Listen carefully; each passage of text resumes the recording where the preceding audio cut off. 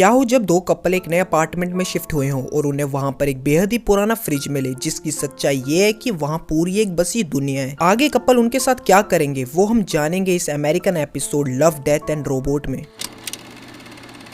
कहानी की शुरुआत में हम एक हस्बैंड वाइफ को देखते हैं जो कि हाल ही में अपने नए अपार्टमेंट में शिफ्ट हुए होते हैं। हस्बैंड जिसका नाम रॉब होता है वो सभी पैकेट बॉक्सेस को एक एक कर अपार्टमेंट में लाता है, वहीं वाइफ गेल सभी चम्मच क्रॉकरीज को किचन में आराम से रख रही होती है। आगे गेल हस्बैंड रॉब से किचन में रखे फ्रिज के बारे में पूछती है जो कि इनके मकान मालिक ने रखा हुआ था। वो फ्रिज दिखने में काफी पुराना और गंदा दिख रहा था, मगर रॉब फ्रिज को इस्तेमाल में लाने का सोचता है। वो गेल को पुरानी तकनीकों के बारे में बताता है कि आजकल के फ्रिज में मोटरें नहीं आती जैसे पहले के फ्रिजों में आती थी, जिस पर गेल ताने मारते हुए रॉब को महान कहती है। काफी देर किचन को सेट करने से दोनों कपल थक से जाते हैं और एक छोटा ब्रेक लेने की सोचते हैं। इसी बीच गेल वाइन बोतल निकालती है जिस पर रॉब उसी पुराने फ्रिज को ओपन करता है ताकि वो वाइन में थोड़ी बर्फ डाल सके। फ्रीजर पूरी तरह बर्फ से ढका होता है और रॉब एक साफ सी आइस क्यूब को लेकर वाइन ग्लास में डालता है। स्नैक्स में गेल टोस्ट भी बनाने लगती है अपने नए घर की खुशी में। दोनों बातें करते हुए सिप लेते हैं कि तभी रॉब एक अजीब चीज को नोटिस करता है। वो देखता है कि उसकी बर्फ में कुछ दबा हुआ है। इसी हैरानी के साथ बर्फ के टुकड़े को रॉब गेल को भी दिखाता है। नंगी आंखों से दोनों पता नहीं लगा पाते कि वो चीज आखिर है क्या, जिस पर गेल मैग्नीफाइंग ग्लास लेकर दोबारा से देखती है और हमें पता लगता है कि बर्फ में दबी चीज एक मैमथ है। मैमथ एक विशालकाय हाथी होते थे जो कि आज के हाथियों के मुकाबले ज्यादा विशाल और ज्यादा बालों वाले होते थे। वो करीब 4 लाख साल पहले ही विलुप्त हो गए। दोनों मैमथ को देखते हुए यही सोचते हैं कि इतना छोटा मैमथ यहाँ फ्रिज में क्या कर रहा था। उस मैमथ में कई भाले धसे हुए थे और चोट के काफी निशान थे, जिससे साबित होता है उसका शिकार करने की कोशिश की गई थी। गेल जिस पर फ्रिज को चेक करने के लिए जाती है वो फ्रिज से भारी बर्फ को हटाने लगती है और आखिरकार ये रिवील हो जाता है कि अंदर एक पूरी मध्यकालीन सभ्यता मौजूद है जो कि फ्रीजर में पूरी ही तरह बसी हुई है। यहाँ का समय बेहद ही तेजी के साथ बीतता है, जहाँ पूरे 24 घंटे मात्र यहाँ कुछ सेकंडों की ही हैं। ये देखकर दोनों चौंकने के साथ थोड़ा घबराते भी हैं कि ऐसा कैसे हो सकता है। भले ही कुछ पल के लिए ही दोनों हस्बैंड वाइफ ने फ्रीजर में झांका, मगर अंदर रहने वाले लोगों के लिए ये ऐसा था जैसे ये दोनों उन्हें कई सालों से देखे ही जा रहे हैं, जिस पर उन्हें भी अब कोई फर्क नहीं पड़ता। नेक्स्ट सीन में हम देखते हैं रॉब को जो कि उस मरे हुए मैमथ को गमले में दफना देता है। कुछ समय बाद दोनों फिर से फ्रीजर को खोलते हैं और पाते हैं इस दुनिया में अब इंडस्ट्रियल क्रांति आ चुकी है। हालांकि दोनों ने कुछ मिनटों के लिए ही अपनी नजर फ्रीजर से हटाई होती है, मगर यहाँ कई दशक बीत गए थे।